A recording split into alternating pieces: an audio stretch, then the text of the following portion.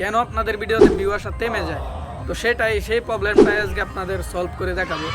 দেখতে পাচ্ছেন আমার চ্যানেলটা, আমি কিন্তু আপনাদের মতো সেই ভুলটাই করছিলাম, যে ভুল করার কারণে দেখতে পাচ্ছেন আমার 2টা ভিডিওতে কিন্তু কোনো রকম ভিউ আসে নাই, ভিউ আসছে অল্প।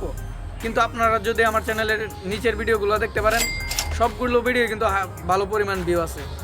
কোনোটাতে 7,000, কোনোটাতে 5,000, কোনোটাতে 11,000, ভালো পরিমাণে একটা ভিউ আছে। কিন্তু আমি এই 2 দিন কী এমন ভুল করলাম যে কারণে আমাদের এই 2টা ভিডিওতে ভিউ আসে নাই।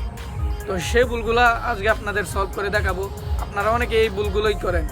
দেখেন আমি এই ভুল না করে আমি ভিডিও আপলোড দিছি, ভিডিও আপলোড দেওয়ার পরে কিন্তু 8,000-এর মতো ভিউ চলে আসছে। তো আজ আমি আপনাদের সেটাই বলবো যে কোন ভুলগুলো আপনারা করবেন না, ভুলগুলো করলে আপনাদের ভিডিওতে ভিউ আসা থেমে যাবে।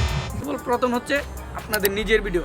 আপনি ইউটিউবে ভিডিও আপলোড দিলেন, আপলোড দেওয়ার পর আপনি আপনার ভিডিও দেখছেন, মানে আপনি আপনার একটা ভিডিও আপলোড দিলেন ইউটিউবে, আবার আপনি আপনার ভিডিওটা দেখছেন।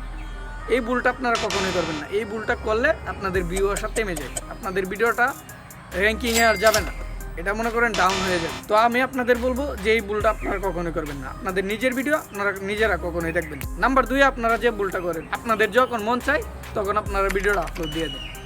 এই ভুলটা একদম করবেন না, কারণ আপনারা ইউটিউব স্টুডিওতে ঢুকে আপনারা অডিয়েন্সে ক্লিক করে আপনারা সহজেই দেখতে পারবেন যে আপনাদের অডিয়েন্স কখন অনলাইন থাকে।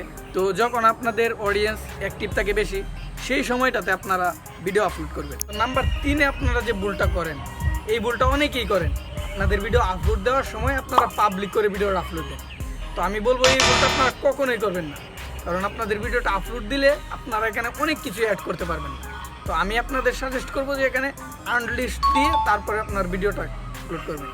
তো আনলিস্ট করে আপলোড করার পর আপনারা এডিট করে অনেক কিছু এখানে ডেসক্রিপশন, তারপরে ট্যাগ, অনেক কিছু দিতে পারবেন। আর যদি আপনারা পাবলিক করে দেন তাহলে কিন্তু আপনার ভিডিওটা সরাসরি সবার কাছে চলে যাবে।